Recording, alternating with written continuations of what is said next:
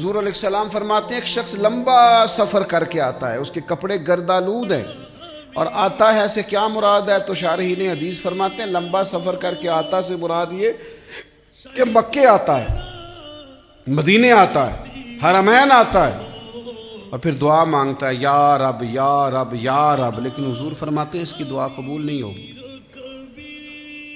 لمبا سفر کیا ہے، کپڑوں پہ گرد پڑی ہے، بڑی تکلیف برداشت کی ہے، حضور کیوں قبول نہیں ہوگی؟ تو حضور فرماتے ہیں اس لیے کہ اس نے جو کھایا ہے وہ بھی حرام پیسوں کا ہے، جو پیا ہے وہ بھی ناجائز پیسوں کا ہے، اور جو کپڑے پہنے ہیں وہ بھی اس کے لیے جائز نہیں تھے۔